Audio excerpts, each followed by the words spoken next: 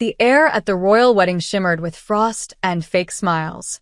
I stood beside the gift table, in a soft beige dress that clung modestly to my frame. Not the designer gowns the other guests wore. Mine wasn't even new. It was the only formal dress I owned that still fit after 2 years of hard work and struggle. My hands were shaking slightly, but not from the cold. They were from humiliation. Before we begin, drop a comment and tell us what would you do in this situation? Be honest. Tell me in the comments below. We read every comment. Let's begin. Don't let her near the bride's side, someone whispered. I heard them. Every word.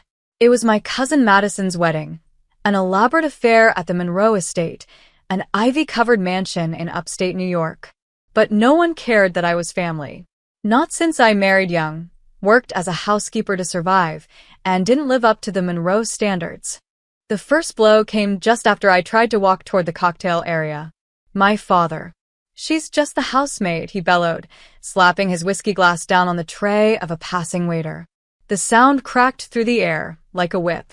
You think that necklace makes you someone, Lily? I froze. Guests turned their heads. His face was red, the veins in his neck pushing forward like ropes about to snap. Before I could speak, he grabbed the delicate silver chain around my neck, the last gift my late mom ever gave me, and yanked it so hard it snapped. No daughter of mine parades around pretending she belongs here, he roared, holding the broken necklace in the air as if it were a piece of trash. Gasps echoed across the courtyard. One of the aunts winced. An older cousin looked away. But no one stopped him. I clenched my fists. My heart raced, not with sadness anymore, but something darker. Something that had been boiling for a long time beneath years of silence, obedience, and betrayal. Don't talk to her, my stepmother hissed to a group of teenage cousins. She just cleans people's homes now. I turned toward the entrance slowly. A security guard stepped forward and muttered, You've been asked to wait outside. Wait outside. In the cold. While the people who shared my blood toasted to love and legacy under golden chandeliers. So I did. I stepped out, heels crunching over the frost-dusted gravel path. My breath came out in tight clouds. My arms folded. I didn't cry. I never cried in front of them. And then headlights. A low growl of a V12 engine. A black Rolls-Royce glided to a stop on the circular drive. The driver jumped out. The back door opened. He stepped out. A tailored charcoal coat, the collar pulled up against the wind. Sharp jaw. Icy eyes. And the one thing that made the blood drain from my father's face when he finally noticed. My husband, Elias Whitmore. The man behind Whitmore Ventures. Billionaire. Tech mogul. And the very person my family thought I'd never be worthy of. I watched the front doors swing open again. And I watched as every head turned inside. Because Elias didn't come quietly. He marched through the crowd like a storm wrapped in silk and steel. And when he reached the stunned cluster of my relatives, he didn't yell. He simply asked in a low, icy voice. Who? Touched. My wife. No one answered Elias right away. My father's lips parted, but the words died in his throat. He hadn't seen Elias in person since our courthouse wedding 2 years ago, the one they didn't attend, because she's marrying out of desperation. Now he was standing in the center of Madison's wedding like he owned the place, and in many ways, he did. The Monroes were old money, but Elias was new power. Global. Relentless. Feared in boardrooms and respected in every financial circle on the East Coast. I stood behind the large glass doors, watching it all from the cold. I didn't move. I wanted to see what my father would say now, when the world's eyes were no longer just on me, but on the man beside me. Elias's voice cut again, measured and calm. Who put my wife out in the cold? The tension inside crackled. Aunt Bridget looked down at her clutch. Uncle Wayne took a long sip of his champagne. Someone cleared their throat behind the harpist. No one dared speak. Until my father did. He forced a half-laugh, stepping forward like this was all some misunderstanding.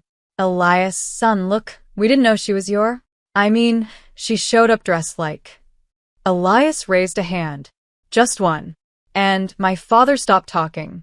Lily Whitmore. Elias said clearly, turning slightly so that the whole room heard him, is not just my wife. She's the strongest woman I know. She built herself from nothing. She stayed kind. While the rest of you, his eyes scanned the crowd, and his voice dipped into venom, measured value in nameplates and wine labels. I saw my cousin Madison's new in-laws shifting uncomfortably. Her groom, Connor, stared at Elias like a deer caught in headlights. This wasn't in the wedding plan. I was told to wait outside, I said softly, stepping back into the room. Elias turned toward me. His eyes softened the moment he saw me. He reached for my hand gently, as if the chaos behind him no longer mattered. I didn't want to ruin the wedding, I whispered. You didn't. They did. He kissed my knuckles, then turned back to the guests. And let me be very clear, if one more word is spoken against my wife, you'll see just how many contracts I can cancel in this town, or how quickly the Monroe name can lose its prestige. The threat wasn't hollow. Elias funded most of the city's new tech corridor. He backed half the venture portfolios Madison's new father-in-law invested in. Without him, reputations and fortunes would crash faster than the champagne pouring from the centerpiece fountains. I didn't mean anything by it, my father stammered. It was just emotions running high. She's just the housemaid, I repeated, staring into his eyes. He flinched. Elias's jaw clenched again. I married her, Elias said, stepping protectively closer to me. But long before that, she rescued me. When no one else saw the man behind the mess I used to be. She's the reason I am who I am. And today, you humiliated her in front of the very people who used to claim they loved her. I could feel the shift in the room. The silence wasn't just awkward now, it was terrified. Apologize to her, Elias said to my father. Now. Or I'll break this family in ways you can't imagine. My father's mouth twitched, but no words came. He looked smaller than I had ever seen him.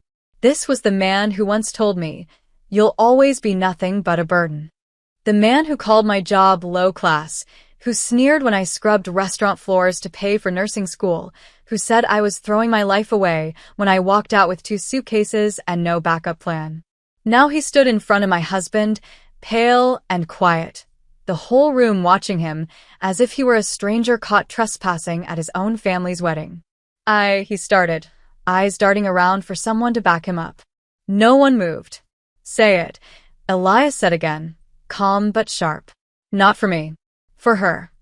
My father's face contorted. Pride fought him to the bone, but fear, raw, corporate fear, clawed its way through. I'm sorry, Lily. It sounded like acid in his mouth. For calling you that. And for the necklace. I shouldn't have. He trailed off. I didn't nod. I didn't speak. I just looked at him, letting the silence stretch. Letting him squirm under the weight of years he thought I would never rise above. Elias turned to the coordinator nearby. Get the necklace, she dropped. And while you're at it, bring the event manager. The woman scurried off. Elias turned back to the crowd. I didn't come here to interrupt a wedding, he said evenly. But when my wife is dragged through frost like a servant and humiliated by her own blood, don't expect me to stay silent. Not anymore. A few guests began shifting back toward their champagne flutes. The music, which had stopped, cautiously resumed. But no one was really celebrating anymore. And then Elias dropped the real blow. Since we're among family, he said, glancing at the groom's side, you should all know something else. The Monroe estate? The one you're all so proud of? My firm purchased the remaining liens on it last week. This morning, the title transferred. Gasps rang out. What? My Aunt Bridget whispered. That's right, Elias said, pulling out a folded piece of paper. Ownership is under Whitmore Holdings. And the new co-signer on this property, he handed me the paper, is Lily Whitmore. My breath hitched. I didn't even know. The crowd's silence shattered into murmurs. I heard Madison's mother gasp. My uncle muttered a curse under his breath. And my father? He turned the color of ash. You bought the estate, he croaked. This house, this land, it's been in our family for generations. Elias looked at him without flinching. And it still can be, if you show my wife the respect she's always deserved. Otherwise, you can vacate by March. I looked down at the paper. My name. On the deed. Not out of revenge. Not out of spite. But as a reminder to myself that I didn't crawl out of that dark place just to survive. I rose to own the room that once threw me out. Let's go, Elias said gently. But I stayed 1 second longer. Looked my father straight in the eye and said, "You told me I was just a housemaid. But it turns out, this house belongs to me." We walked out through the same grand doors they once forced me through. Only this time, no one dared look away. Elias placed his coat over my shoulders. His touch was gentle, but I felt the power in it, the quiet storm he became when someone crossed a line too far. Especially when it came to me. "You okay?" he whispered as we stepped into the chill dusk air. "I don't know," I admitted, eyes still burning from everything that had just happened. I thought I was used to the way they treat me. But this felt like being spit on in front of the entire world. He stopped beside the Rolls-Royce, turned me gently to face him, and tilted my chin up. "They don't see you, Lily." They never did. But now they have to. The car door opened, but I wasn't ready to leave. Not yet. Behind us, the lights inside the estate glowed like fireflies trapped in a jar. Fake warmth. Fragile civility. Inside, they were probably trying to salvage the wedding. Trying to pretend nothing happened. But something had happened, and not just to me. Elias had changed the balance of power in one move. Not through rage. Not through violence. But through truth backed by undeniable force. "You really bought the estate?" I asked quietly as we slid into the back seat. "I did. Last week. I was going to surprise you. But I didn't expect this." He looked out the window, jaw tight. I should have stepped in sooner. "No," I said. I needed to see it. Feel it. To remember why I left. The car pulled away, but the emotions didn't. They stuck like thorns under my skin. Back at our home, miles away from Monroe pride and porcelain facades, I stood in front of the mirror and stared at the empty space on my neck, where Mom's necklace had once rested. I couldn't sleep that night. I kept hearing their laughter, their whispers, the sound of the chain breaking. But I also kept hearing Elias's voice. "Who touched my wife?" I opened my laptop at 3 a.m., typed out an email to my old nursing professor, the one who had always told me, "You should teach." Maybe it was time, not for revenge, but for growth, for power, not just owning properties, but owning my future. 3 weeks passed. Then came the letter, a formal apology from the Monroe family, notarized and cold. I didn't respond. But what shook the foundation deeper? Madison's wedding photos went viral. Someone had caught the moment Elias confronted my father, his hand midair, pointing straight at the man who had once called me garbage. People weren't laughing anymore. People were asking questions. Who was the woman in the beige dress? Why did the billionaire defend her like she was royalty? And suddenly, the girl they once called a maid was the face of half a dozen trending stories. Wife of billionaire Elias Whitmore humiliated by her family, stands tall. Modern Cinderella moment goes viral. Housemaid turned queen, Lily Whitmore shocks high society. I didn't ask for it, but I wasn't going to run from it. 2 months later, I stood at the podium of Westbridge Women's Foundation Gala, in a deep emerald gown, not flashy, just powerful, fitted, elegant, confident, the kind of dress that didn't scream wealth, but whispered arrival. The room was full of women, entrepreneurs, educators, survivors, fighters, people who had seen the inside of struggle. I took a breath, looked across the sea of eyes waiting for me to speak, and said, 2 months ago, I was told to wait outside in the cold. Not by strangers. By my own blood. Because I wasn't dressed a certain way. Because I had once scrubbed floors. Because I didn't fit the image of someone worthy. Silence. I didn't ask to be rescued. And I didn't want revenge.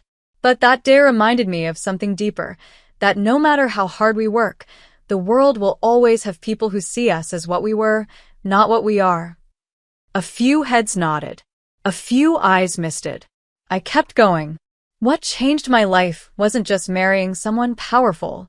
It was learning to stop waiting for people to accept me and starting to claim what was mine. Respect.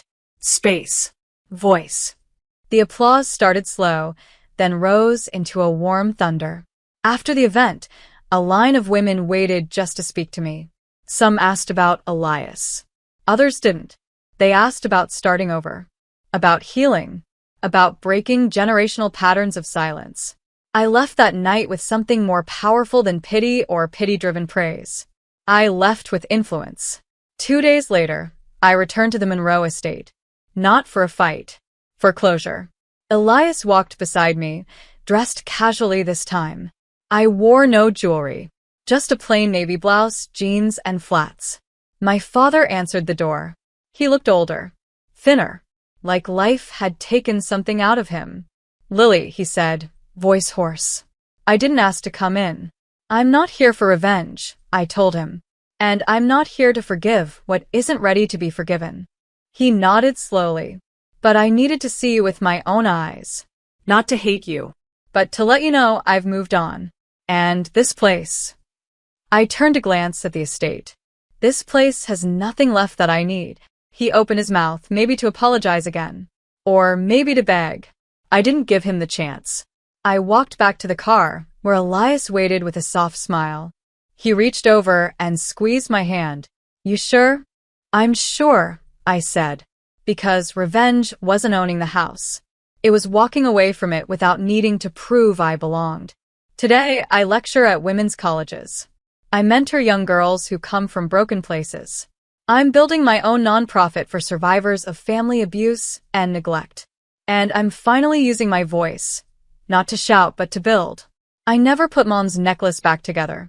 Some things are better left broken, so we remember how strong we had to become without them.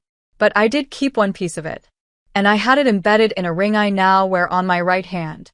Not to remember the pain, but to honor the girl who was once left in the cold, before she learned she was never meant to beg for a seat. She was meant to own the entire room.